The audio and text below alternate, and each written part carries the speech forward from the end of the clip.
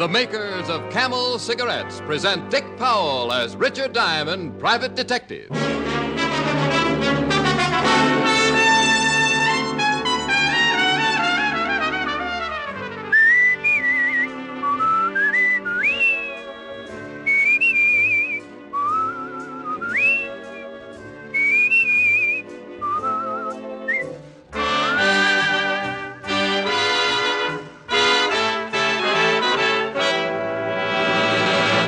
How mild can a cigarette be? One puff won't tell you. One sniff won't tell you. It takes day in, day out smoking to find out how mild a cigarette is, how well it agrees with your throat. Make the sensible cigarette test, the thorough test. Smoke only Camels for 30 days and see just how mild a cigarette can be.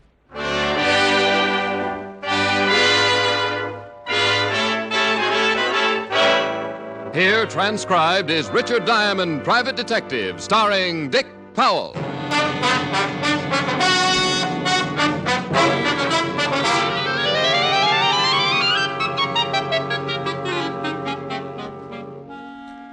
It was about 2 o'clock in the afternoon.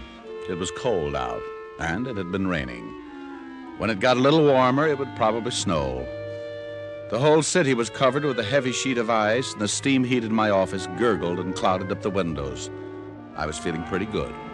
I was warm. I'd had one client in the past week, and my bank account was on its way to recovery, and a good breakfast in the drugstore downstairs had made me comfortable and drowsy. I put my feet up on the desk, leaned back in my chair, and closed my eyes. Mr. Diamond? Mr. Diamond? I must have been napping and didn't know it.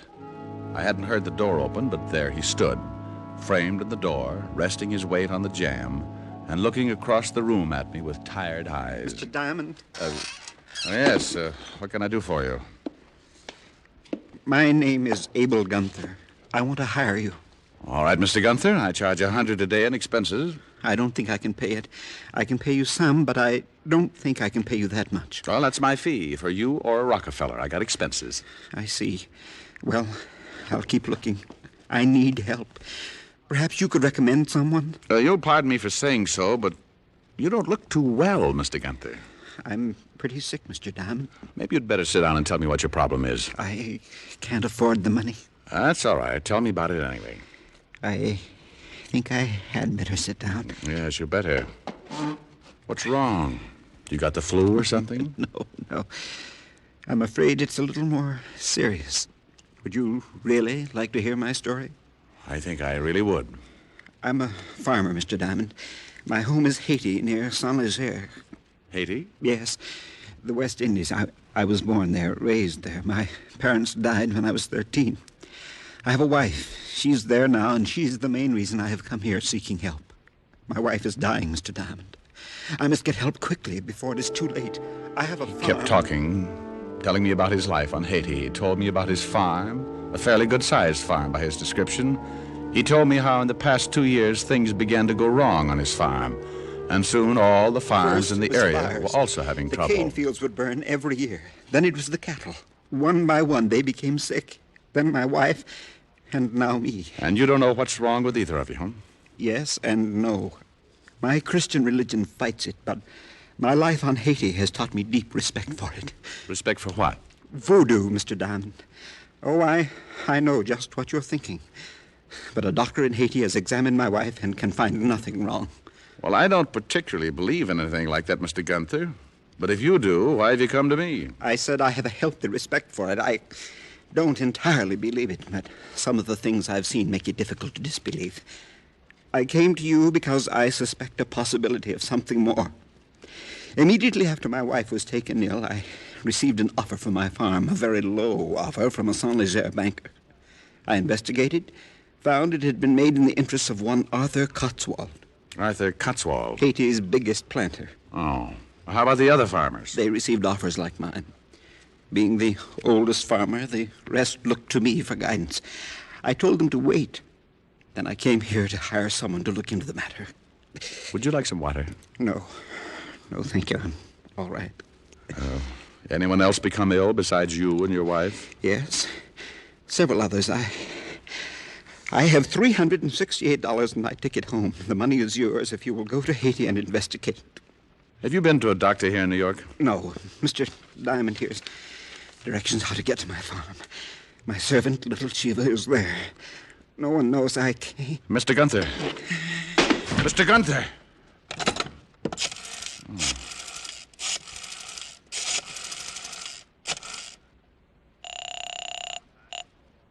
Levinson Homicide. Hello, Walt. Oh, Rick. Yeah. Better get up to my office. I've got a dead man for you.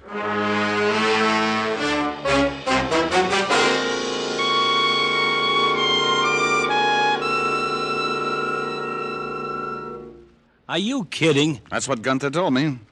Voodoo? Voodoo smoodoo. That's what the man said. Now, steady, boy. Oh, stop it, Walt. You know I don't believe it. But you're going down to Haiti. Well, somebody's got to tell the wife. The local authorities can do that.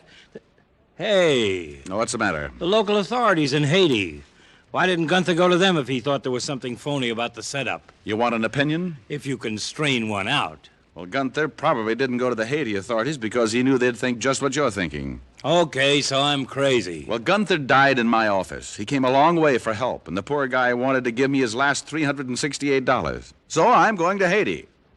I'll send you a zombie.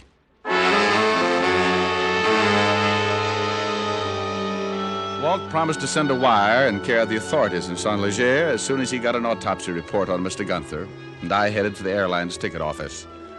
By 8 o'clock that evening, I was in an airline's flagship at 12,000 feet heading for the West Indies and Haiti. The trip wasn't bad. We landed in Miami, where I grabbed a cup of coffee and then climbed aboard a clipper for Port-au-Prince. At Port-au-Prince, I took a bus to Saint Leger, and from there a beaten-up taxi to the Gunther farm about 10 miles into the country. As we neared the farm, I could see a crowd of people standing around in front of the house. And as I climbed out of the cab and approached them, they turned, and their hushed conversations were suddenly stilled. I didn't know what it was. No one said a word. But something was wrong. I could feel it. I walked through the crowd to the house and stopped cold as the door opened. Who are you? I'd never seen anything like him. He was a native, and he ducked his head as he stepped out of the door to face me. He was a good 7 feet tall, or maybe more, and must have weighed close to 300. He stood on his bare feet, his long, muscled arms hanging loosely at his sides, and looked at me with dark, shining eyes. Me, little Chiva. Who are you?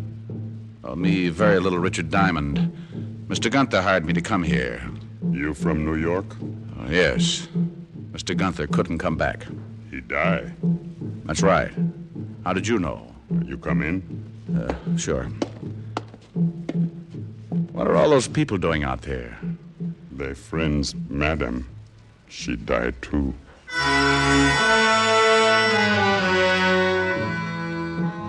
Little Chiva led the way into the bedroom where Mrs. Gunther lay on the bed, covered with a fresh white sheet, her eyes closed in death, her face drawn and tired. Little Chiva told me she had died the day before, about 3 in the afternoon, and a cold chill ran up my back. I remembered her husband lying on the floor of my office about 3 o'clock in the afternoon, the day before. What you do here? Mr. Gunther wanted me to find out why the cattle are getting sick, why the fields are burning, why he and his wife became ill. Bad voodoo. Well, he thought it might have something to do with a man named Cotswold. He big man. What are those drums? For madam and mister. They voodoo. Good voodoo. Give blessing for spirit. For madam and mister. Oh. You see, little Chiva, the Mr. Gunther wanted me to help him. He paid me money to help him and died asking for help. I'm going to try and do what I can. The madam and mister good people. Teach little Chiva. They take little Chiva when he's small boy and make good life. You good man. Little Chiva help you.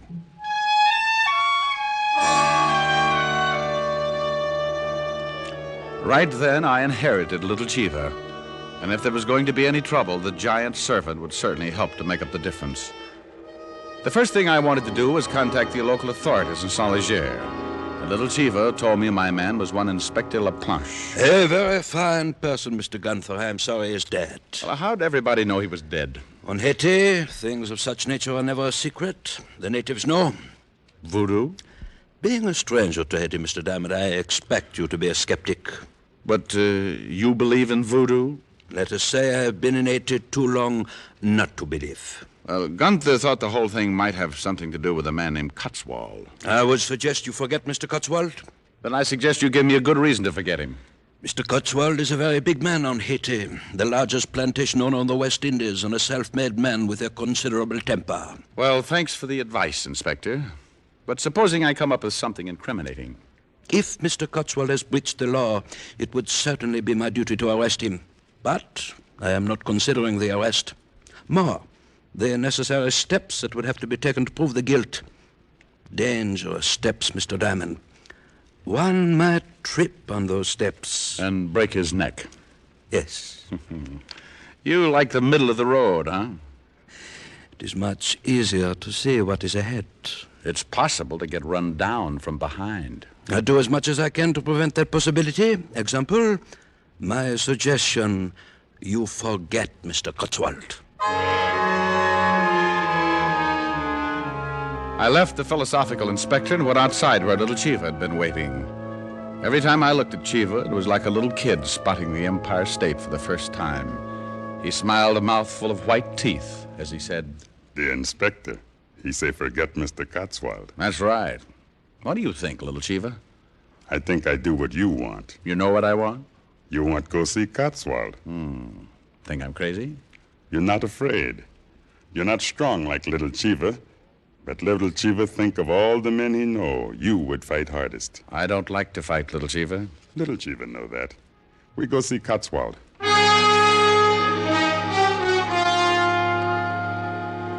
Little Chiva led the way up a long, narrow road surrounded on both sides by high sugarcane fields. Somewhere from not too far away, I heard the drums start again. Little Chiva stopped, looked off to the north. He began moving his shoulders, slowly, keeping time to the steady rhythm of the drums. He began to sing softly. Oh, hey, c'est Papa nous qui peut passer. Oh, hey, c'est Papa nous qui peut passer. What does that mean, little Chiva? It means in your language, it is our Papa who passes. Papa? Papa Dambala, the great source. Voodoo? Yes. Later I must leave you. Today is Wednesday. This is the day of Papa Dambala. Oh, hey, c'est Papa nous qui peut passer. He continued his little chant until we reached the beginning of a long, high fence running along next to the narrow road. Chiva leaned down and swung a gate open. Then we walked up the path that led through the Cotswold property until we reached the house. There, sitting back between two huge trees, was the Cotswold mansion. I walked up to the front door alone. Mr. Diamond, Yes, Chiva? watch out for Mr. Jocelyn. He guard Cotswold. Thanks, I'll do that.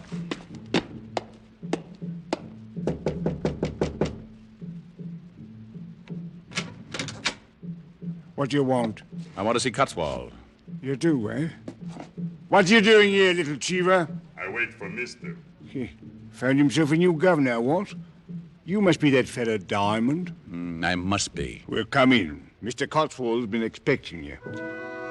He introduced himself as Jocelyn and led the way into a large paneled study.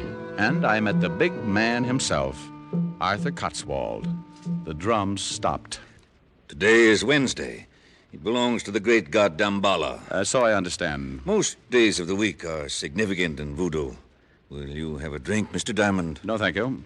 Jocelyn, mix me a gin and tonic. Yes, Mr. Cotswold. Thursday and Saturday belong to Uzile Frida, the goddess of love. I'll have to remember that. I know why you are here, Mr. Diamond. I'm glad you do. For some reason, Gunther and the rest of the miserable farmers think I'm responsible for their trouble. Of course you're not. I simply tried to help them. With their cattle sick and their crops gone, I had my banker make them an offer. Have any of your cattle taken sick? None. Pretty strange. Haiti is a strange land. Now, you're not going to start talking voodoo. You're a stranger, Mr. Diamond. There are many things that you would not understand, and I would certainly not try and convert you. Well, I appreciate your interest, but I intend to find out why Gunther and his wife died. This point I would most certainly give you advice on. Go home, Mr. Diamond. Leave well enough alone. After I come up with an answer. Mr. Diamond, I am not a patient man. I have gone out of my way to give you some healthy advice. Heed it. For your sake, heed it. Well, thanks. I'll let you know what I find out. You persist in this investigation? I always persist. In fact, I'm the persistenist.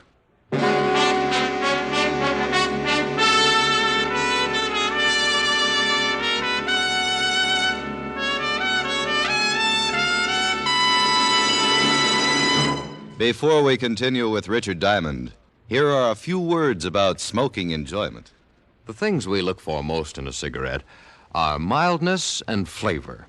You'll find both of these things in Camels, day after day and pack after pack. No other cigarette has Camel's rich, full flavor, the flavor of costly tobaccos properly aged and expertly blended. And no other cigarette gives you this proof of mildness.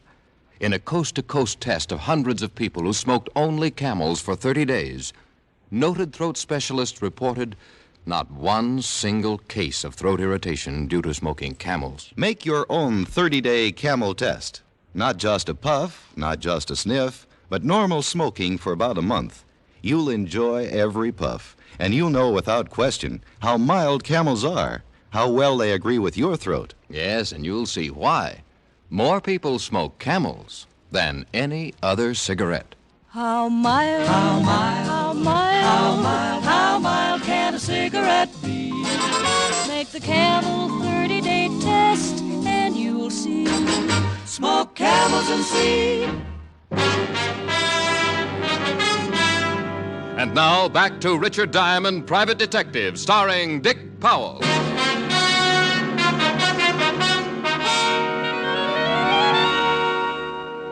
I left Arthur Cotswold cooling his fit with a gin and tonic, went back to Chiva, and he led me back to town. On the way, I got an idea. When we arrived in town, I sent little Chiva back to the Gunther farm. Then I went in to talk to Inspector LaPlanche. The inspector had received a wire from one Lieutenant Walt Levinson, 5th Precinct, New York Police. Well, I had no idea the New York police were interested in this affair. They're always interested when someone drops dead. Now, here's something pretty interesting, Inspector. Mr. Gunther died of a disease known as brucellosis, commonly known in cattle as Bang's disease. Ever heard of it? I am not a medical man, Mr. Diamond. Well, it's undulant fever. Both Gunther and his wife probably caught it from their sick cattle. What do you intend to do? Well, I think those cattle were infected deliberately, and the cane fields burned purposely. If the cattle were infected deliberately, there must be some of the brucellosis still around, and I'm going to find it. Maybe at Mr. Cotswold's. I think you better issue a search warrant and come with me. Mr. Diamond, the middle of the road, remember? I think you'd better forget the middle of the road, Inspector. Unless you want me to get in touch with the authorities and have you held as a material witness in a murder case. I will issue the warrant. I kind of thought you would. I will issue it, but you certainly do not think it will be enough to get you into the Cotswold house? No, but it'll make it legal. I sent little Chiva back to collect some of his friends. They're going to help us get in that house, Inspector. I will have no part of violence. Oh, they won't even be with us. It would be easy to search the Cotswold place if Cotswold was out fighting a fire. Fire? Just a harmless fire, Inspector. But far enough away so that Cotswold will think it's his cane fields. Oh, well, then I will certainly issue the warrant, Mr. Diamond. As long as we are going to do everything open and above board, I will certainly issue it. Welcome back to the gutter, Inspector. The view isn't much, but you can't miss where you're going. Let's go get little Chiva.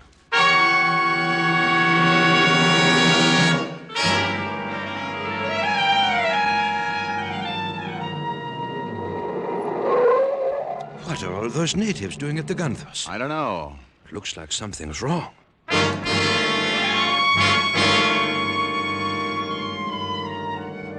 We piled out of the car and pushed our way through the crowd of natives. Inside the house, we found what was wrong. Lying in the middle of the room was little Chiva. He was almost dead when I knelt beside him. I talked to friends. They light fire for you. Thanks, Chiva. Now, Dambalawedo take me. He's been stabbed. Nearly cut him in two. They got him from behind. Never would have faced him. You stay. You see, waitelen on tete yamort. See what? It is a ritual. It means taking the spirit from the head of the dead. He wants you to see it. You stay. You believe voodoo. All right, Chiva. I'll stay. Now, who did this to you? Nazi. In back. He's dead.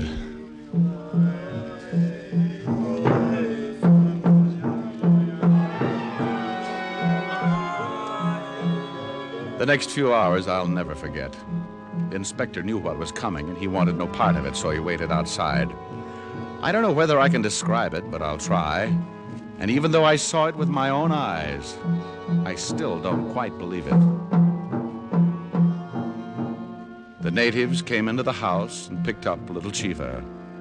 They placed him on a bench, and the ceremony began. Some of them had already obtained the necessary items used for Waitiloan on Tete Yum Mort. They included several live pigeons, olive oil, 30 pieces of fat pine wood, a pair of chickens, some coarse cornmeal, and a saddle blanket, and a large white plate. Little Chiva's body was covered by the blanket, and then the pigeons were killed and cooked without seasoning. The cornmeal was roasted, then placed in the white plate. The 30 slivers of pine wood were lighted and carried by the natives like candles. Then one of the natives took the white plate with the meal in one hand and the pot with the chicken in the other and approached the fire, chanting a strange dirge.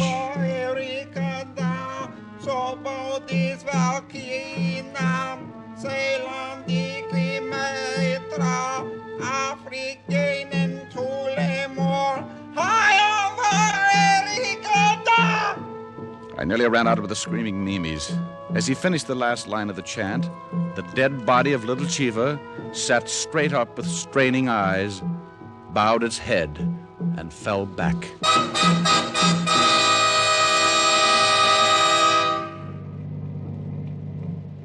You look a little pale, Mr. Diamond. Well, I can't understand why. Probably because my blood's hiding in my feet. What do you think of voodoo now? Well, let's forget it, shall we? I haven't got the money for a good rest home. Yeah. We are close to the Cotswolds. Good. Let's park it here and wait until the fire starts.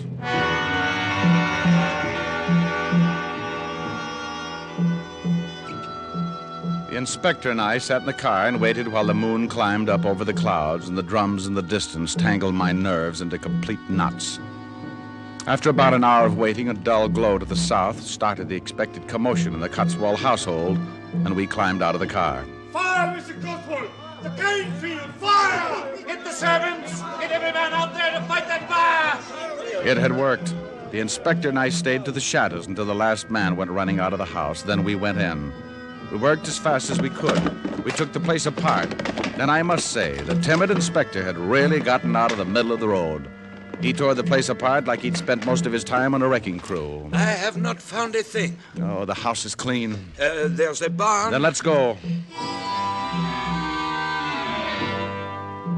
We went out of the house and headed for the barn about 50 yards away. The drums were louder now, and the dull glow of the fire had nearly vanished. It was obvious that the inspector and I had to work fast. He took one end of the barn, and I took the other.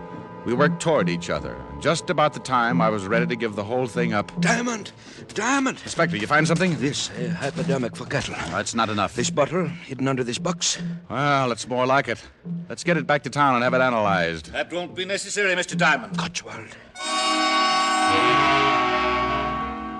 It was Cotswold, and he had 3 things on his side that made the situation very uncomfortable. His bodyguard, Jocelyn, and 2 guns. They stepped through the open door and moved up to us. I see you found my secret, Mr. Diamond. This is the stuff you've been infecting the cattle with. And this is what killed the Gunthers. That's correct. You see, you should have really taken my advice and returned to the States. You'll be held for murder, Cotswold. Who will convict me, Mr. Diamond? No evidence, no one to testify. I'm surprised at you, Inspector. I thought you had more sense. Sometimes a man finds his pride and does the best thing. You know, of course, I can't allow either of you to live. No, we had a hunch. Now tell me something. Who killed little Cheever? He was getting to be a nuisance. I had Jocelyn here attend to the matter. What's that? Diamond. Mr. Cotswold, look!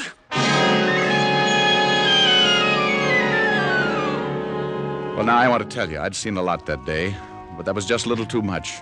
The howl had come from the open door, and standing in it, framed against the yellow moon... It's him! It's little Cheever! No! But there he was, and he looked even bigger as he shuffled toward the two men, his arms swinging at his sides like two giant sledgehammers. He was going all the way. He hadn't just come back from the dead to sit up. He was taking a walk. Get away! Get away! You're dead! Shoot him! Shoot him! But Jocelyn was too terrified to even raise his arm. The big native reached out, grabbed him with both hands, and crushed him like an egg plant. For a minute, I was too stunned to move. Then when I saw Cotswold bring up his gun, I threw the bottle. It stopped him long enough for the big native to drop Jocelyn's limp body and charge in. Like an idiot, I had some stupid reason for wanting Cotswold alive, so I tried to head Cheever off. Ever tried to stop a freight train with both hands out? He brushed me off, and I crashed into the wall just as he grabbed Cotswold. No! No! He picked him up, raised him high over his head, and threw him the length of the barn. Diamond, he's coming over here. Now, look, old boy. It's me, Diamond. Little Cheever, please, Me not little Cheever. What? I should have guessed. Should have guessed what? What is this? This is Big Cheever. Big Cheever? We, me little Cheever's brother. Me pay back for kill little Cheever. Oh, good gosh. I never thought We, me big Cheever. Come, I take you back to Gunther house. Little Cheever say you good man. I be your servant. Well, if you don't mind, I just think I'll head back for the States and lie in a warm tub of mud for the next 6 months. Tell me something, Big Cheever. What do you want? You don't have a big brother, do you?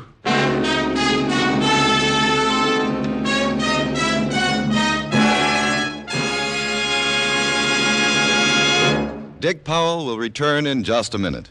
More doctors smoke Camels than any other cigarette, according to a repeated nationwide survey. Doctors in every branch of medicine, doctors in all parts of the country, have again been asked what cigarette they smoked. Again, the brand named most was Camel.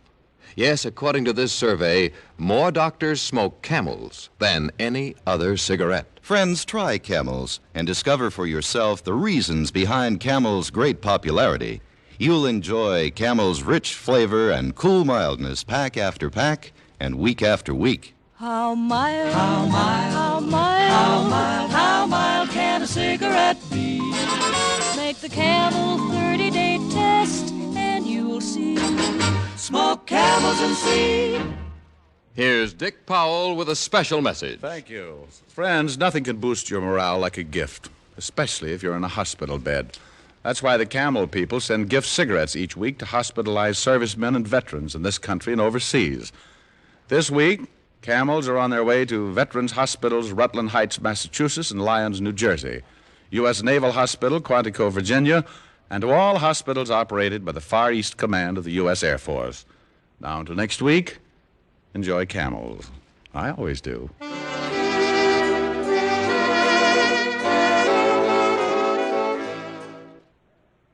Men, has your pipe got your tongue? Well, switch to Prince Albert, the National Joy Smoke.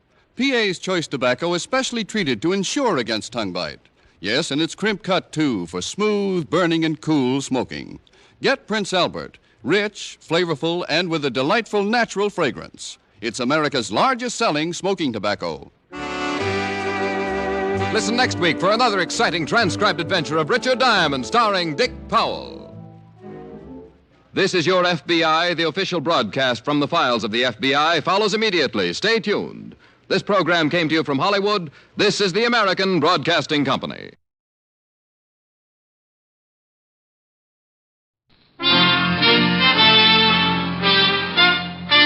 Listen while the makers of Rexall drug products and 10,000 independent Rexall family druggists bring you Dick Powell as Richard Diamond, private detective.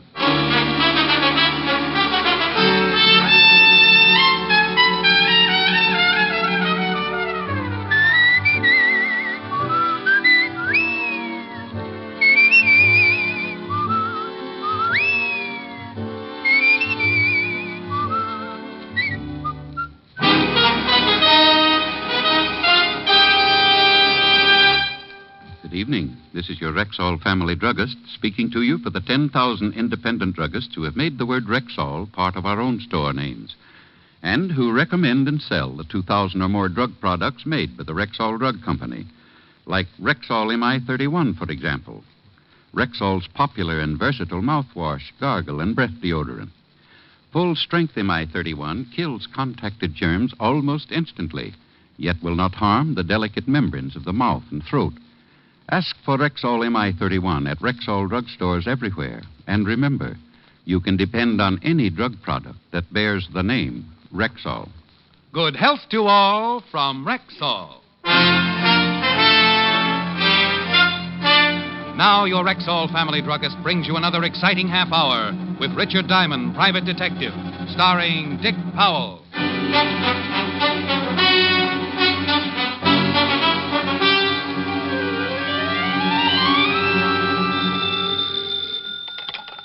Diamond Detective Agency. When it's murder or less and you're caught in a mess, if you can't pay my fee, my advice is confess. Rick, you old son of a gun. This is Frank. Frank? Oh, Frank Bowers? Yeah. Oh, it's good to talk to you again, Rick. How you been? Well, no complaints, Frank. What's with you? Doing great, Rick. Just great. Bought me a half interest in a gym here in town. Yeah? Sell all your fighters? Oh, all but one. Boy by the name of Max Farmer. Say, he's going to the main event tonight. You want to catch him? Well, all depends. Who's throwing him? No, Rick, no. This boy's really good. Say, why don't you drop by the arena tonight? Oh, sorry, Frank. I got a date, and she hates the sight of blood. Talk her into it, boy. I'll leave a couple of passes for you at the gate. Passes? Yeah, sure. Well, I'm a sucker for a good argument. See you tonight, Frank.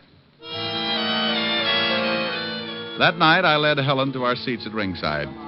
She was dressed to kill, and from the look on her face, I thought I might be the first on her list. Rick.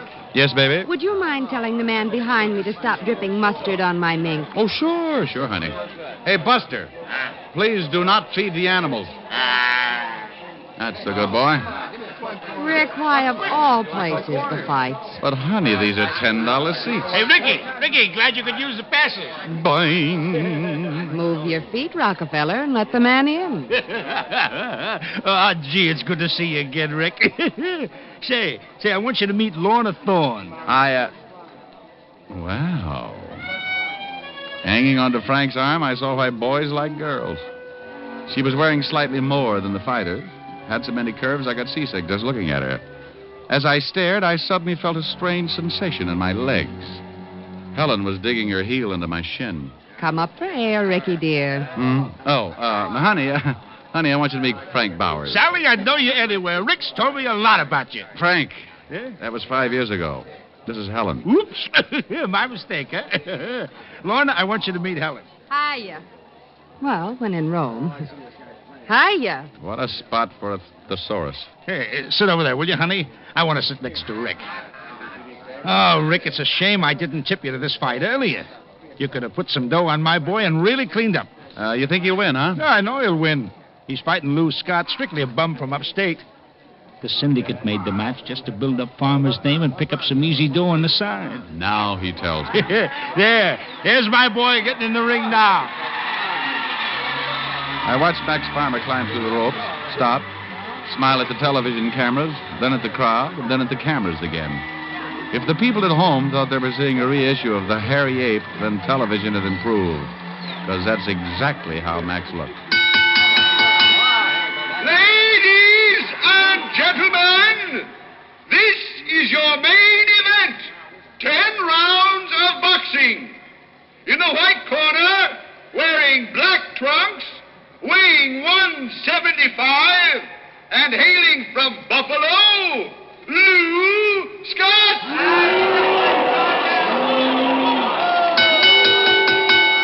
And in the black corner, wearing purple trunks, weighing 179, and right from our own New York City, Max Farmer. The boys met in the center of the ring, received some fatherly advice from the referee, shook gloves, and went back to their corners. Okay, Max. Okay, now, boy, give it to him. Go on, get him, son, get him. Well, Frank was right. It certainly was a pushover. 2 minutes later, the fight was 7 counts from being over. Only it wasn't Lou Scott who was fast asleep on the canvas. The Sleeping Beauty was Frank's boy, Max Farmer. Max, get up! Max, please, come on! Max! Hey! Max, get up! Get up, you bum! Don't you teach your fighters to duck, Frank? Oh, I don't understand it. It's all wrong, Rick. Rick, how can that man sleep up there with all this noise? Oh, Helen. Just call me Sal. Now can we go home?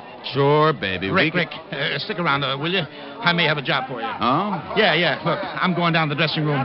Meet me there in 10 minutes. Come on, Lorna. From the look on Frank's face, I could tell he was worried. So I took Helen outside and put her in a cab. She was a good sport about going home alone, though. Didn't say a word. Not even goodbye. Then I went back inside and made my way to Farmer's dressing room. Come on. Inside, I could hear Frank's angry voice. All right, so you won't tell me who. But you ain't gonna get away with this, Max. I'll find out, and when I do, you'll be back there. Frank! I'll be right out, Rick. And remember this, you bum. We're through. See, through! Hello, Rick. Aren't you a little tough on the guy just for losing a fight? Farmer lost that fight before he ever got into the ring. It was fixed. Well, that's strong talk, Frank. Got anything to back it up? Look, I know this boy. I trained him myself. He could have won tonight's fight with his eyes shut.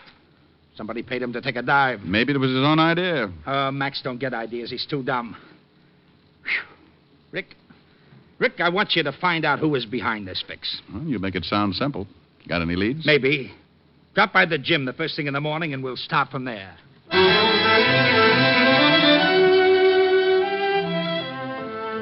First thing next morning, I went down to Frank's gym. They say the early bird gets the worm, and I guess it's true.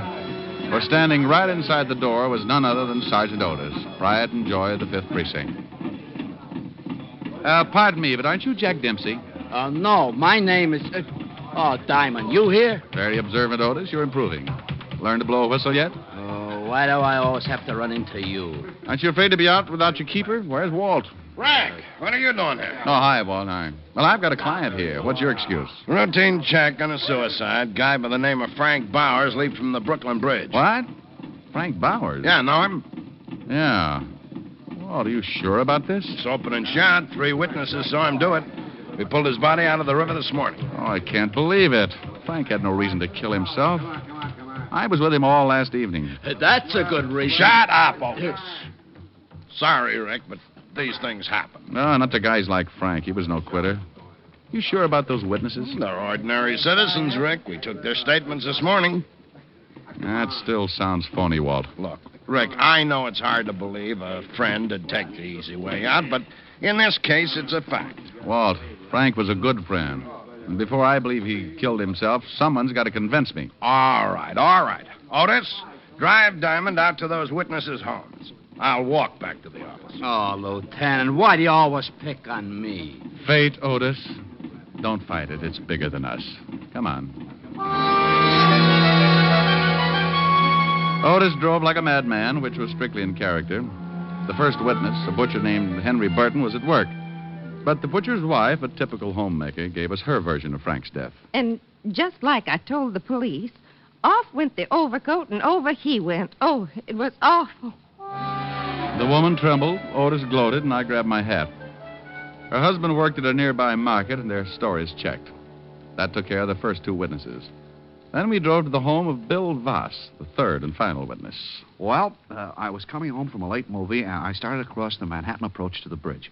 This guy, Bowers, was about 10 yards in front of me. It was foggy, and I couldn't see him very well. But I could make him out when he stopped. He threw off his topcoat, climbed the guardrail, and dived in. I yelled, but it was too late. I'm the one who called the police. The stories all checked, but I still wasn't convinced. So I had Otis drop me off at Frank's gym.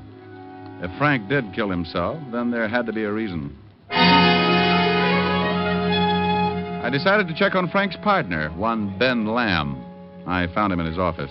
It's too bad about Frank. Lamb, what about the business here? Any trouble that might explain why Frank did it? No, everything's running smoothly here. Of course, it was last night's fight, but that's out of the question. Well, then maybe it's an answer. Keep talking. Yeah, the syndicate is looking for whoever fixed last night's fight.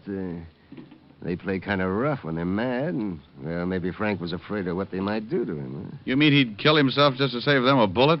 That's false economy. It's just a thought. Forget it. I have. But I take it you think Frank was behind the fix. I didn't say that. That farmer couldn't plant it himself. He's too dumb. And Frank was too smart. I said it. It's just a thought. But you may be partly right. Maybe Frank's death does have something to do with last night's fight. Is Max Farmer around? I saw him outside earlier. Thanks. Mr. Diamond, might I ask what makes you so interested in Frank's suicide? Was it suicide, Mr. Lamb? Well, wasn't it suicide? I ask you first. See you around, Lamb.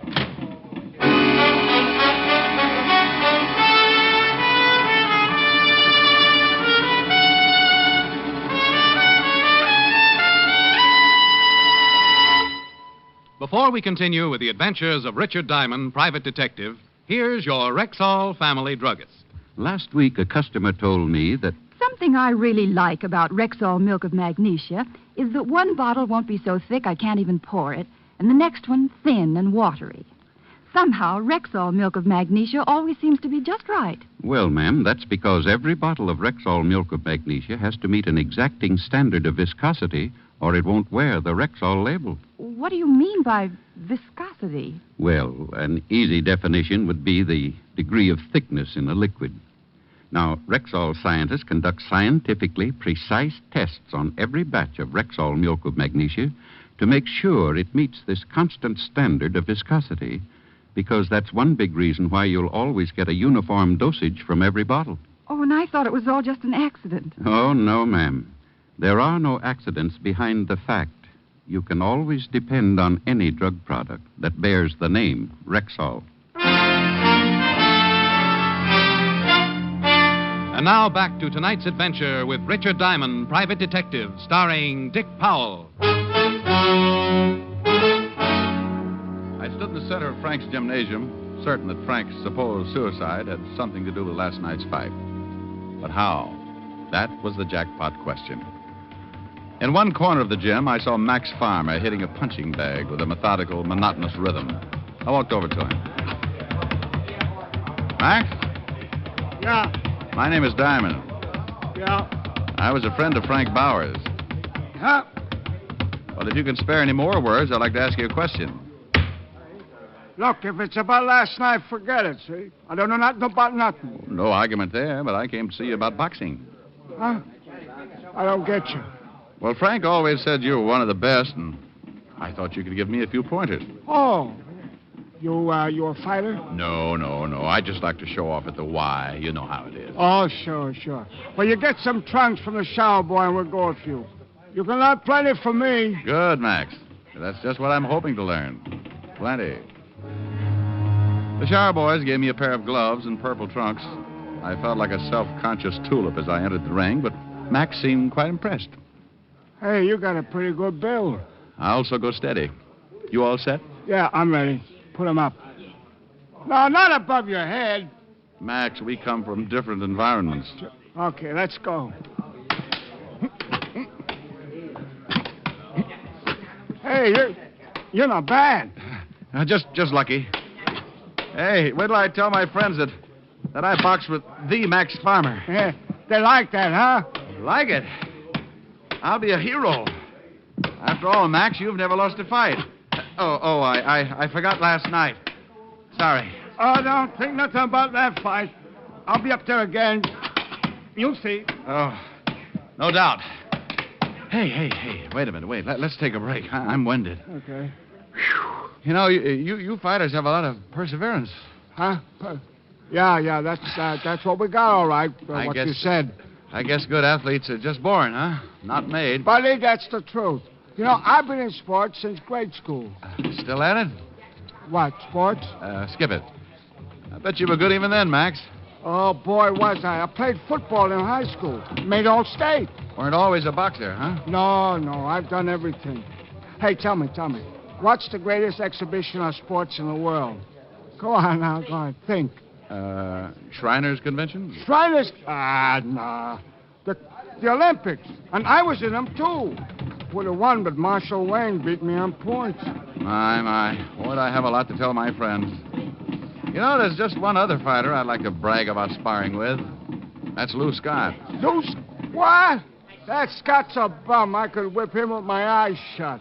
Oh? I heard that's how you lost. Look, forget about last night. That fight was... Go on, Max. Oh, yeah, I had a headache last night, that's all. Now I gotta take a shower. See you around. It was the first time I'd ever gone fishing in a boxing ring. I was hoping to find out who was behind the fix. That might throw some light on Frank's death. But to coin an old phrase, the big one got away. Next on my list was the girl Frank was with at the fight, Lorna Thorne. She danced at the Silver Circle, a small nightclub not far from the gym. I went backstage, climbed the iron stairs, and found her room. Just a sec. Well, Mr. Diamond. Hello, Miss Thorne. Sit down. Care for a drink? It all depends. Are we drowning our sorrow or celebrating? I don't get you. Well, you don't seem too upset about Frank. Oh, that. I'm not the type to cry, honey. Ruins mascara. Oh, don't get me wrong. I liked Frank.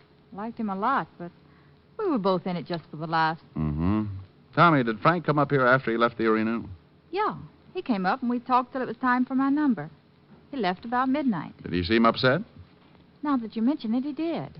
Lorna, how well do you know Ben Lamb? Only seen him around. Why? Well, Lamb thinks Frank might have been behind the fixed fight. Could be. He sure was nervous. I see. You and Lamb didn't compare stories by any chance? I told you, I've only seen him around. Uh-huh. Hey, this is a nice mink coat. Been saving unemployment checks? I'm a working gal, remember? Oh, come now, honey. You don't earn enough here to buy this kind of coat. I'm a bookie on the side. Fedderson's Furriers on the label. That's real ritzy, kid. Thanks. Now I gotta change. Okay. Oh, don't run off. I'll only be a minute. Some other time, honey. Suit yourself. I'll be around. I'll bet you will.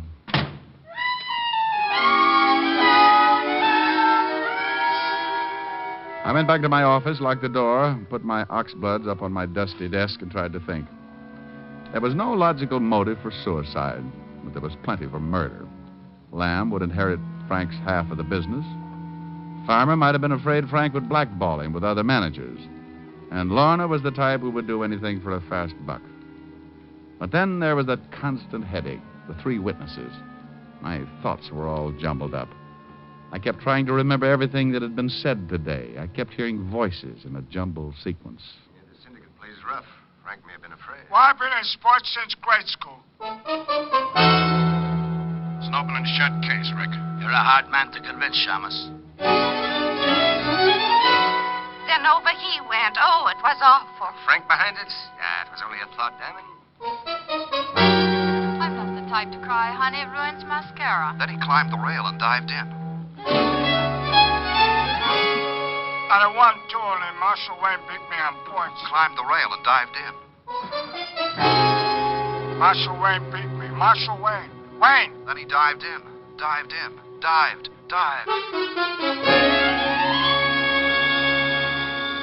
I had it. I knew how Frank was killed. Hello? Mr. Diamond, this is Francis. It was Helen's butler calling to invite me to dinner that evening. He said something about Helen expecting me, but I wasn't listening. I kept hearing that witness say Frank dived in. It was the answer to the whole thing. Mr. Diamond, sir, are you listening? Francis, if you were going to commit suicide... Sure, sir. I beg your pardon, sir. Look, if you were going to kill yourself from the Brooklyn Bridge, what would you do? Oh, dear. I'd reconsider. No, Francis. If you really were, would you jump or would you dive? Why, I'd probably jump, sir. Yes, I'm sure I would. Well, of course. It's a natural thing to do. See you later, Francis. The pieces began to fall into place. I remembered something Max Farmer had said earlier. Marshall Wayne had beaten him on points. Marshall Wayne. I had associated that name with boxing, but now... I checked in the sports almanac. Listed under the 36 Olympics, I found Marshall Wayne won the high diving competition that year. And Max had competed with him. Now I was certain. First, I put in a call to Fedderson's Furriers for some information. So far, so good. Then I called Walt and told him to meet me at the gym. It was closing time when I got there, and most of the fighters were leaving. but I caught sight of Max Farmer as he made his way out of the showers. How's the water, Max? Huh? Diamond, What's the matter? You don't look happy to see me. what are you doing here? The boys at the Y, remember? I came for some more pointers. It's closing time. Oh, that's too bad. That's the only reason you don't want to spend some time with me, huh? Yeah. You're not too tired. Me? I'm never tired. They're just closing up, that's all. Well, Max, old pal, I've got good news for you. I fixed it with Lamb for me to lock up when we're finished. Huh? Well, Not scared by any chance? me scared of you? Why? Get some trunks. You'll see who's scared. I wondered if my Blue Cross plan was still in effect as I changed clothes and followed Max out to the ring in the middle of the deserted gymnasium. Max had an ugly scowl on his face, and I knew that this time he would pull no punches. Ouch! Hey, playing rough, eh, pal? You got a lousy guard. That's all. Hi. You act nervous. Tired of boxing? Maybe you'd rather be swimming, huh? Huh? Oops, sorry. Now your guard is down. Of course, a born athlete like you would be happy doing anything in the way of sports, I suppose. Maybe even diving. Your guard, pal, your guard. You don't make sense. No, I think so. Oh, your mind's wandering, Max. Keep your guard up. You know, for a real sport, like, say, high diving, there's really no place around here to practice. Unless, of course, you tried the Brooklyn Bridge. I'll bet a really good diver could make it from the Manhattan approach without a scratch. Now, listen, what's the... The guard, Samson. Better watch it. Hold it a minute. What's the big idea? The big idea came when I figured out how 3 witnesses could see a suicide that wasn't a suicide.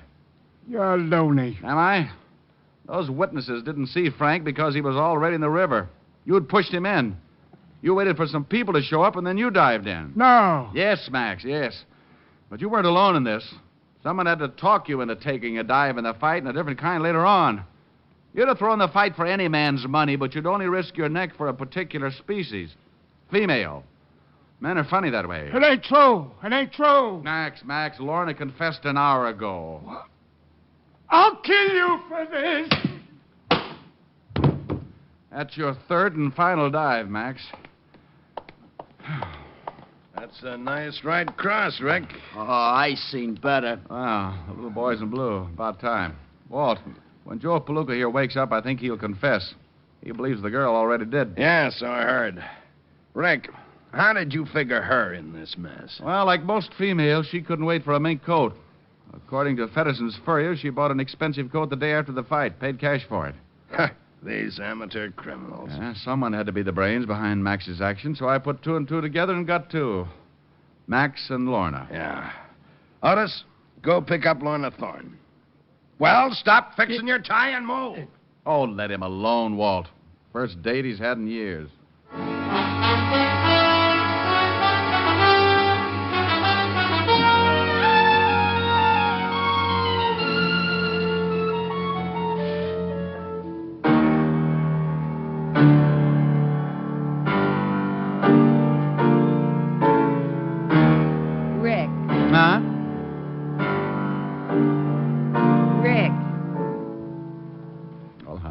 What is it? Do you have to play so loud? Well, I can't help it, baby. It's the brute in me. Mm-hmm. And that shiner, darling.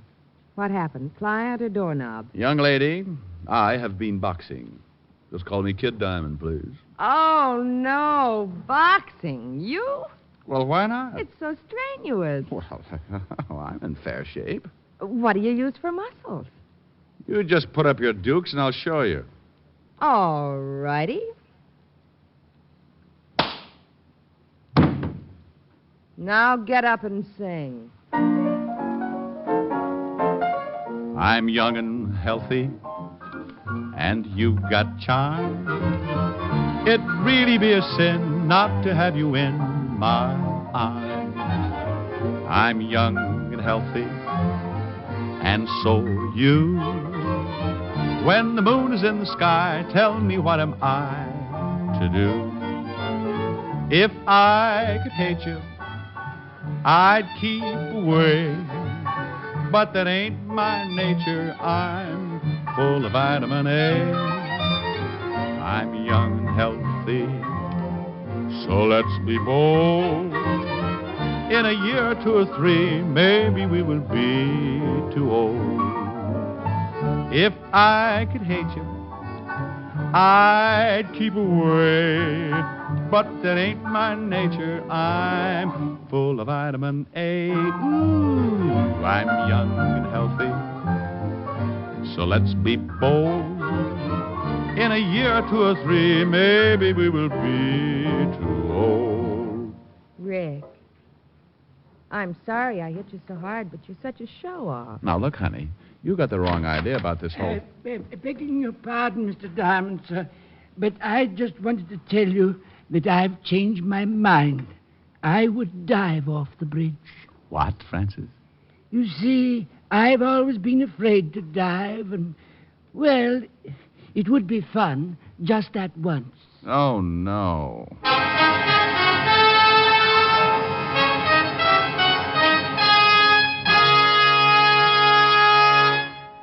Again, here's your Rexall family druggist. Whenever you have a headache, remember this about Rexall aspirin. When taken with water, the 5 full grains of pure aspirin in every Rexall tablet are ready to go to work for you even before they reach your stomach. So whenever you have a headache, remember that about Rexall aspirin. Ask for it at Rexall drugstores everywhere. And remember always, you can depend on any drug product that bears the name Rexall. Good health to all from Rexall.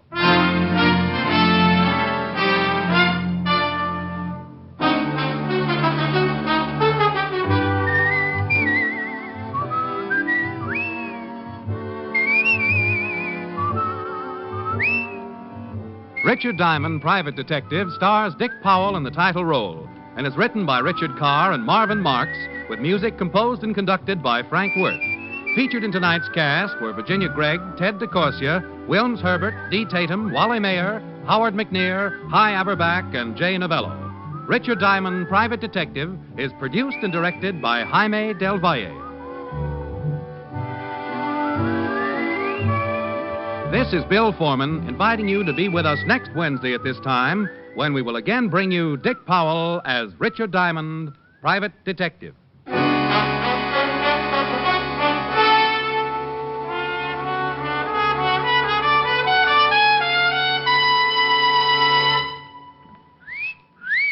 Hiya, beautiful. Get lost, Bristlepuss. You need a shave. But I have shaved. What else do you want me to do? Silly boy, she wants you to go Stag. Go Stag? But why? Because Stag is Rexall's exclusive line of men's good grooming aids, like Stag Brushless Shave Cream. No fuss, no massage, just smooth it on, and presto, you get a clean, close shave. Your face stays smooth and whiskerless all day long. I'll do it. I'll go Stag. That's it. Join the Stag line now at Rexall drugstores everywhere. Yes, to make girls care. Go Stag. This is NBC, the National Broadcasting Company.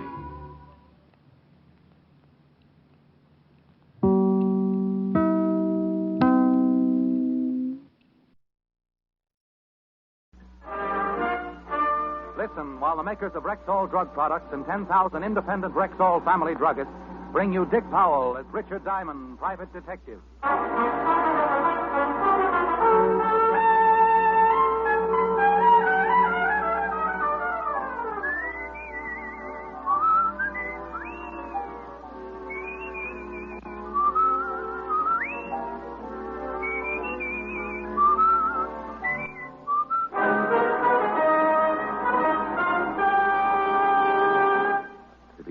This is your Rexall family druggist speaking to you for the 10,000 independent druggists who have made the word Rexall part of our own store names and who recommend and sell the 2,000 or more drug products made by the Rexall Drug Company, like Rexall MI31, for example, Rexall's popular and versatile mouthwash, gargle, and breath deodorant. Full-strength MI31 kills contacted germs almost instantly, yet will not harm the delicate membranes of the mouth and throat. Ask for Rexall MI31 at Rexall drugstores everywhere. And remember, you can depend on any drug product that bears the name Rexall. Good health to all from Rexall. Now your Rexall family druggist brings you a transcribed half hour with Richard Diamond, Private Detective, starring Dick Powell.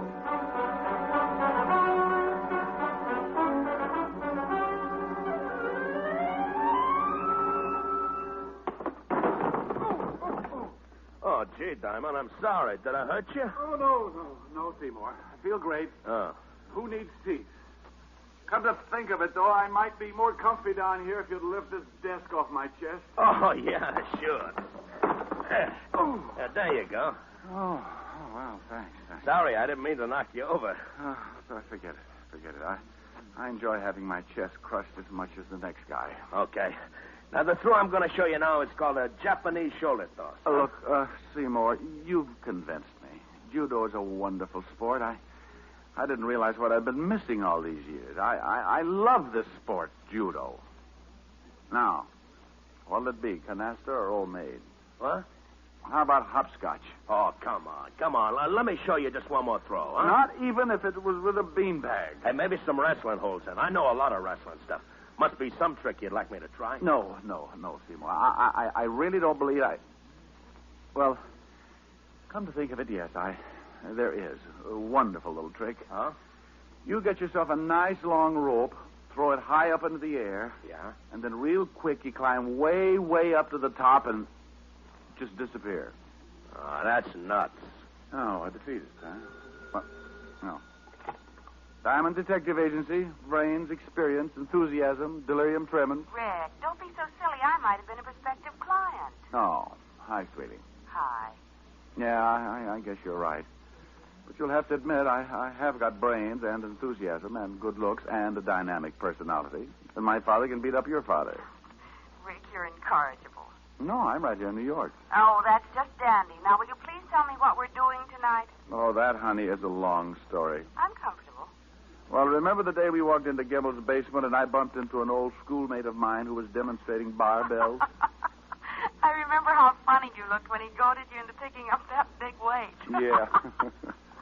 And how hysterical it was when he had to carry me upstairs to the chiropractor. I carried you just like a baby, too, didn't I? Who's that? Now, that's him. Muscles.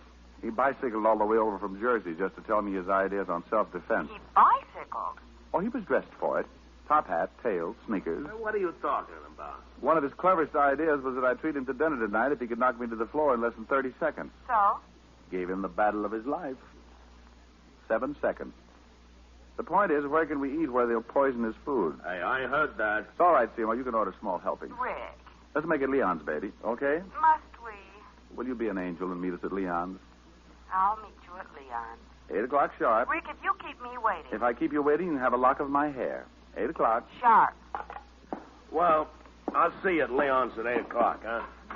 Bring lots of money, because I'm a guy who can really eat. Oh, I'll bet you are. Well, if you arrive there before I do, Seymour, start in on the ferns by the front door. Seymour was too stupid to go away mad, but at least he went away. I settled back in my chair and made a half-hearted attempt to figure a face out of the water spot on the ceiling. When I woke up, it was 5 o'clock, and I hated myself for the indulgence. As I sat there, thinking how much my mouth tasted like an old motorman's glove, I heard a noise in the hall on the other side of my door. Well, good afternoon. Something I can do for... Juice bar. Juice bar. Hey.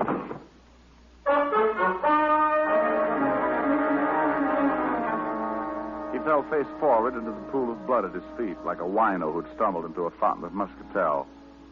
Funny, isn't it, how an ice pick loses all its homey appeal when it's sticking out of a guy's back? The ice pick this guy was wearing was no exception. I didn't know how long he'd been leaning against my door, but one thing was certain, it was long enough to die.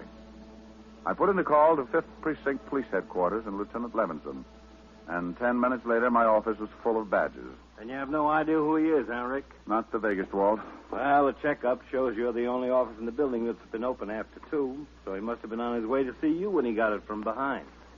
Maybe he was delivering ice and just happened to fall on his ice pick. Otis. Yeah? Otis, now that you've solved it, why don't you go down to the glue factory and let them put you up in nice little glass bottles? Oh, well, anyway, here's a billfold in his pocket. That ought to tell us something. How about a look, Fatty? Huh? Oh, sure. Here. Quite a card collector, wasn't he? Quite. Gold Furriers, the Copper Room, O'Toole's Diner. It's lousy food. Got ptomaine once from that cheesecake. I remember. I got ptomaine just watching you eat it. I resent that. And I accept your apology. Yeah. Huh? Where's that green card from? This one? Yeah. The Apollo Health Club. Hey, that's right down the street. Nothing with the old boy's name on it, though. Afraid not. However, something tells me you'll get that from the old boy's fingerprints. Let's hope so.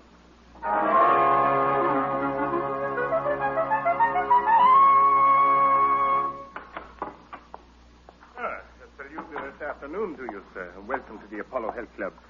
May I be of assistance? I'd like to get a massage. Splendid. Performs wonders after a fatiguing day. A veritable balm to the chafed tissues of the body. But will it cure snow blindness? I beg your pardon? No, just ignore me. I'm a little chewed up today. I assume you're referring to a state of mind. Well, not altogether. Got a kink in my back that isn't entirely mental. Well, at least you've come to the proper place. A measure of skillfully applied anatomical science will regenerate the damaged musculature in no time. O'Brien, Mr. O'Brien, front, please. One of my best masseurs. Oh, you're the owner, huh? I am, sir. Let me introduce myself. Emerson Van Arthur, Doctor of Anatomical Science. Richard Diamond. A pleasure. Nice layout you have here. Indeed. 5 years of assiduous study in Switzerland under the illustrious Dr. von Sepperville has given me a boundless knowledge of the human mechanism.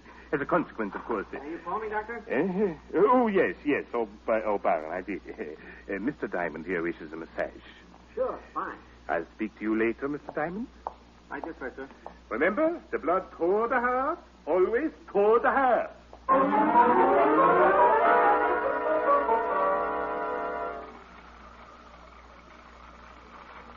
A real private detective, huh? Too private, judging from last month's receipts. Hey, you know you really rubbed that kink out of my back? Good. Don't know if you noticed it, but I was doing all my rubbing with my right arm.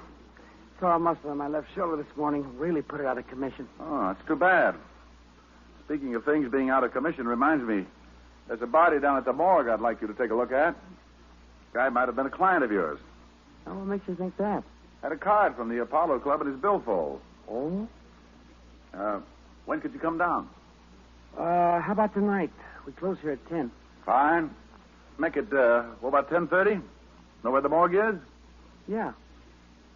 How'd this guy die, anyway? Somebody hid their ice pick in his spinal column. No kidding. Yeah. The corpse is a little dark-complexioned man. Kinky hair, glasses, bald spot on the top of his head. Hey, that description fits a guy who comes in here every night around closing time. Fanatic on diet. He buys wheat germ from us by the case. Know his name or where he lives? Oh, I know that Pardon the intrusion, gentlemen, but I'm afraid I'll have to ask Mr. O'Brien to hurry you down to the gymnasium. Oh, sure, right away, sir. Here's a fresh towel, Mr. Diamond. Thanks. Sorry to interrupt like this, but we're a trifle understaffed, and expediting the evening rush is something of a problem. Well, all right. Talk to you later tonight, Mr. Diamond. All right. Oh, hey, in case you can't make it, give me a buzz at Leon's restaurant. I'll be there till 9:15. Right.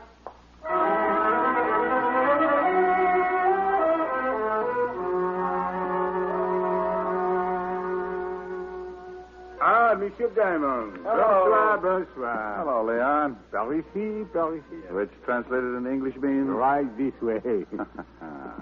Both my guests arrived? Oui. First the young lady, then a few minutes later the gymnast. But, Mr. Diamond, a telephone call is waiting for you. Oh, thanks, Leon. Hello, Diamond speaking. Hello, Mr. Diamond. This is Red O'Brien down at the Apollo Club. Oh, yeah, O'Brien. Hey, listen, you got to come down here right away. I really stumbled into something. Yeah, what's that? Can't tell you over the phone. Just get down here. Drop everything and get down here. Hurry. Look, Red, I'm right in the middle of the... Hello? Hello? Hello? Oh. Hey, kids, I got to run. Be back in a few minutes. Just where do you think you're going? Place called the Apollo Club. Yeah? Well, how about my dinner? Go right ahead and order. I'll be back. Oh, by the way, Seymour, that potato salad on the child's plate is a real deal for a quarter. And Helen, Yes, Rick. shoot the kill if he even suggests wrestling.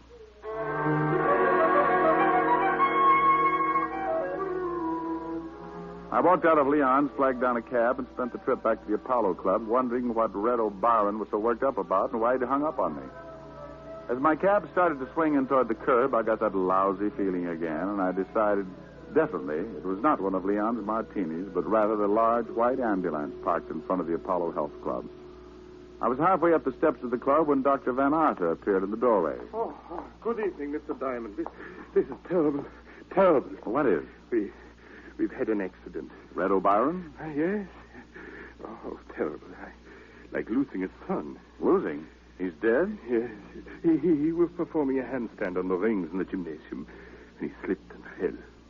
Broke his neck.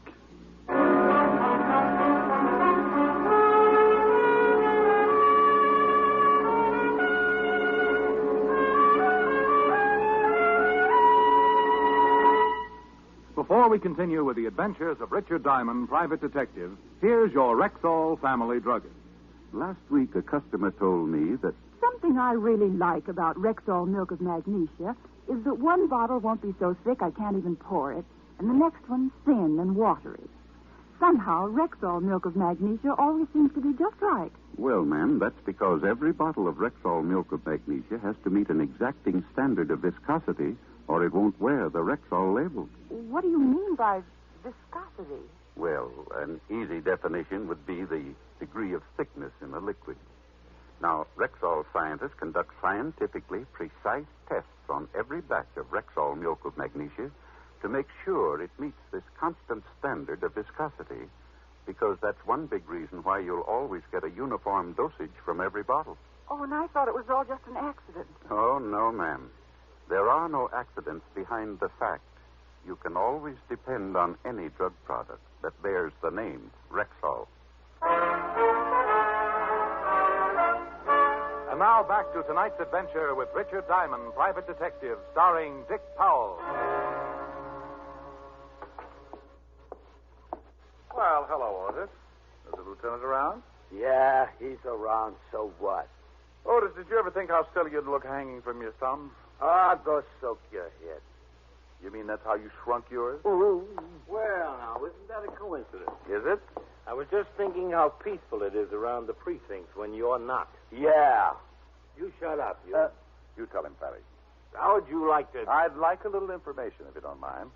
I'd like you to see what facts you can scare up on the guy who runs the Apollo Health Club. Name is Van Arter. If I remember right, the stiff we hauled away in front of your office today had a card from the Apollo Club in his billfold. You remember right? And we found out his name was Rudy Lubin. Narcotics has a file on him that goes forever. How about the ice pick? Any fingerprints? None. Well, that's always a help. I should say. Personally, I think Otis did it. Think I did what?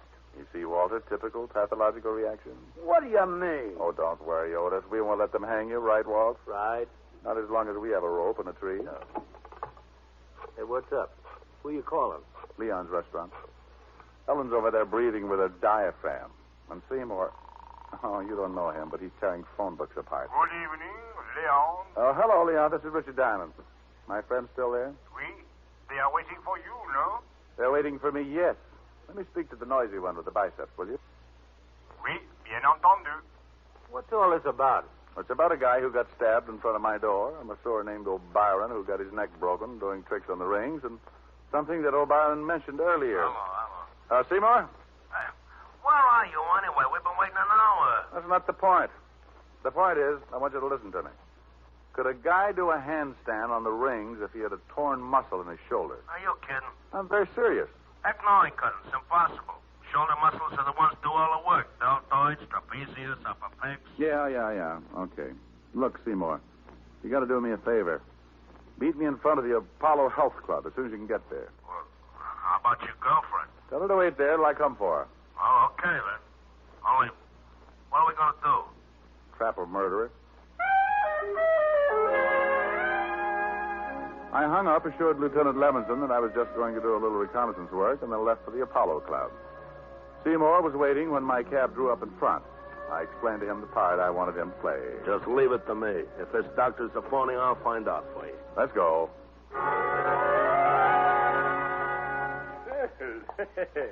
Hello again, Mr. Diamond. Doctor? I just talked to your Byron boy's family. Oh, it was heart-rending, absolutely heart-rending. I almost broke down. No, you will before it's over. Huh? I'd like you to meet a friend of mine, Seymour Caper. A pleasure, sir. What do you say, Doc? Seymour's been having a little trouble with his chest lately. I told him you were a doctor of... anatomical science. Yeah, and that you could undoubtedly do him some good. Very kind of you. It's something to do with my muscles. You know anything about them? Muscles are what an anatomical scientist knows most about. Oh, swell. The doctor studied all about muscles in Switzerland. Oh? Just what seems to be the trouble. Well, here's the deal, Doc. It all started the other day when I was working out with my barbells. I was doing an exercise for my trapezius when all of a sudden I got a spasm in my tensor fascia. So I bent over to set the barbell down on the floor, and that's when the pain hit me. First in my pectoralis minor, then in my intercostals, and finally in my diaphragm. A kind of spasmodic contraction like when you get the hiccups. Only no hiccups. You know what I mean? Yes. A spasmodic contraction. Of the diaphragm. Only no hiccups. And then my abdominals began tightening until I could hardly expel my rib cage. Oh. That's when I called Diamond here. I see. Yes, quite naturally. If you'll pardon me a moment, I'll see if I... Yeah, but wait a minute. I haven't told you about my rhomboid. His rhomboids seem to be completely out of whack. Beg your pardon. Well, it must be either my rhomboids or my dorsal spinalis. Awful pain right between my shoulder blades. What do you figure it is, Doc? Well, actually, hasty diagnosis isn't feasible. Huh? I really couldn't... Yeah, but you just put your hand on my left rhomboid and feel how knotty it is, huh? Left rhomboid. Yeah, go ahead, feel it. It's right under the middle trapezius, Doc. You know where that is. Please, Seymour. Don't insult the doctor. Any old quack knows where that is. Yes, certainly. Middle trapezius. Great Scott. I'd almost forgotten. I left a client under the sun lamp. Pardon me, gentlemen. I'll be back in a moment. Have a hunch he's heading straight for an anatomy chart. Yeah, you're not kidding. That guy's as phony as the title he uses. Doctor of Anatomical Science. My gluteus. Mine, too. Come on. I took Seymour by his rhomboid and led him out onto the street, down to the middle of the block, and up 3 flights to my office. While I did my thinking, Seymour did his push-ups. 302. 303. Well, Seymour, we know 3 things. O'Brien couldn't have been exercising on the rings with an injured shoulder. 5 right. And the doctor's a phony. 6 right. Then the doctor is a front for something that's important enough to kill people over. 300 and right. 8. As a consequence, you and I are burglars. 9 right. What? Starting as soon as the Apollo Club closes. But you mean we're going to bust into the joint? We're going to bust into the joint or flatten your head in the attempt.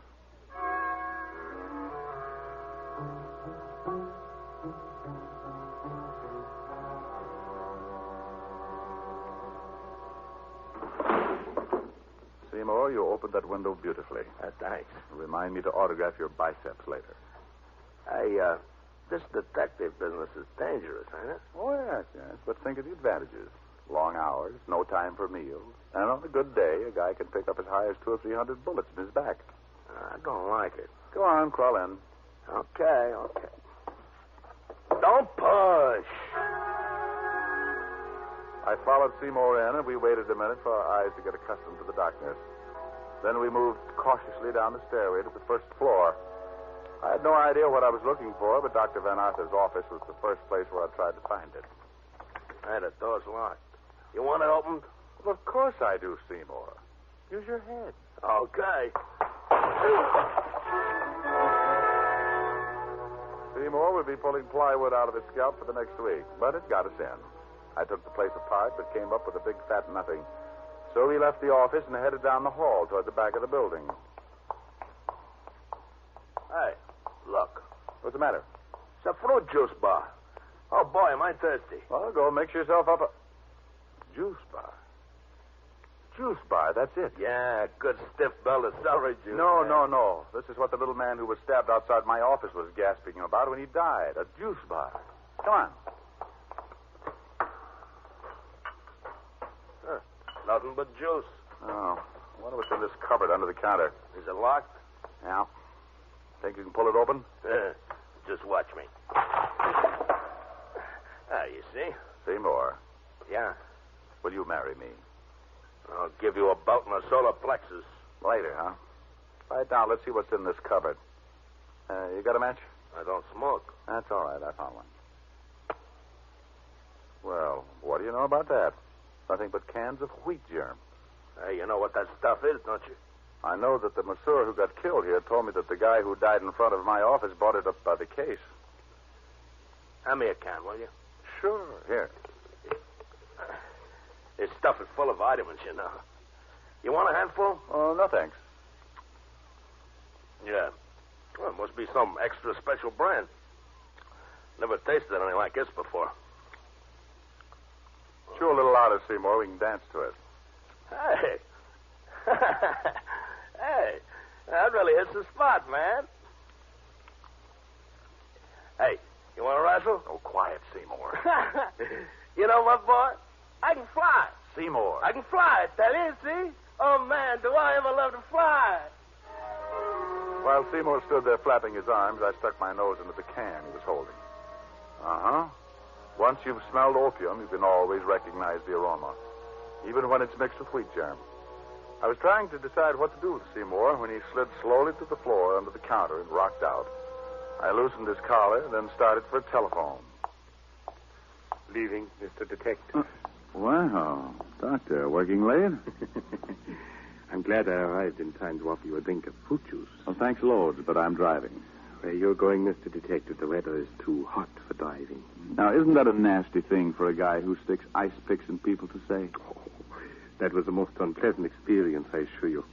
It's just that Mr. Lubin began demanding a little too high a percentage for this to be my health foods. Even went so far as to threaten me with exposure. So you grabbed up an ice pick from your juice bar and followed him out of the club. Mm-hmm. I doubt if he ever knew what hit him. Oh, I bet he had a hunch. Well, I perceive that you sampled my wheat germ.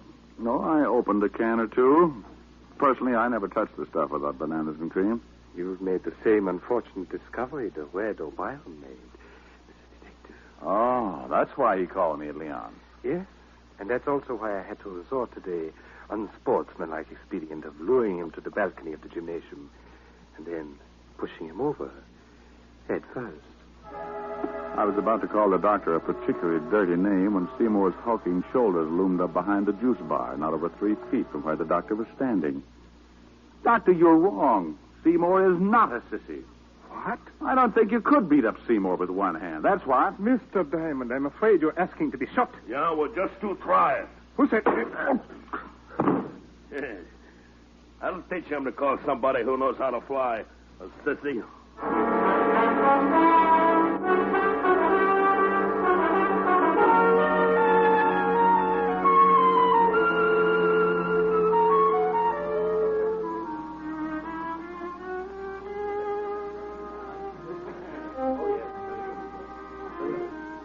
Still here, though, huh? Oui, but very angry. Look, Leon, you got to do something for me. Oui? Tell the violinist to get his big fat Stradivarius over to where she's sitting. And quick. Oui, immediately. Hello, Miss Asher. Oh, come on, sweetie. I've had a rough night subduing murderers, opium eaters. Least you could do is say hello. Hello. I like that song, don't you? Look, I know all about you and your little violin bit. Huh? I saw Leon pointing us out to the violinist. He did? Mm-hmm.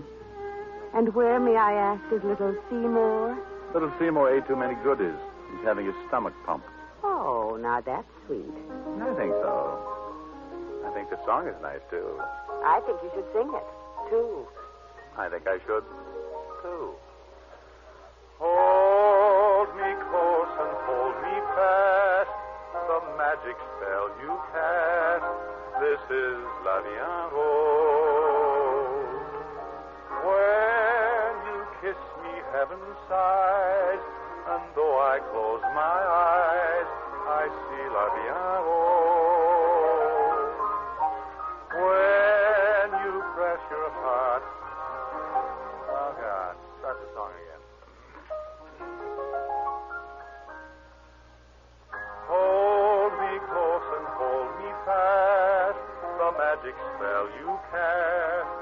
This is La Diano.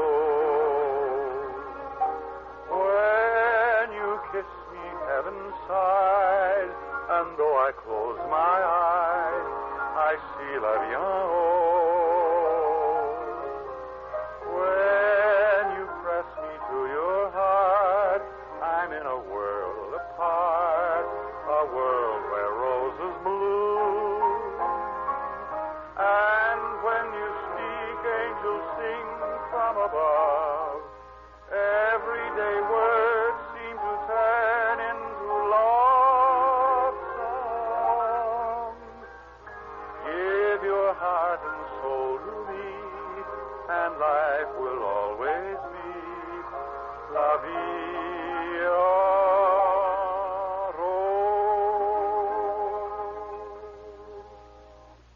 Nothing? I won't say. Want to feel my biceps?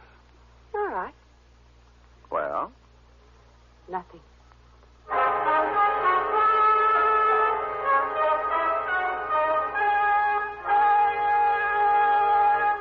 Again, here's your Rexall family druggist. Whenever you have a headache, remember this about Rexall aspirin. When taken with water, the 5 full grains of pure aspirin in every Rexall tablet are ready to go to work for you even before they reach your stomach.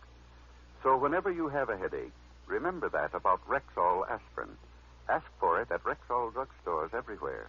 And remember always, you can depend on any drug product that bears the name Rexall. Good health to all from Rexall.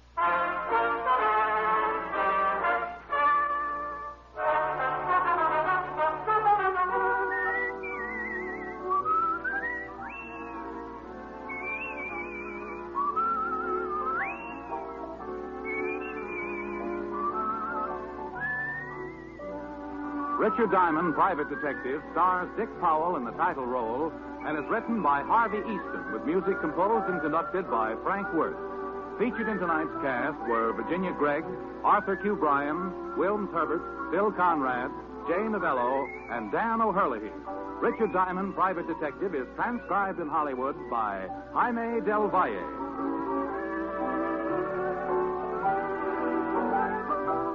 This is Bill Foreman inviting you to be with us next Wednesday at this time when we will again bring you Dick Powell as Richard Diamond, Private Detective.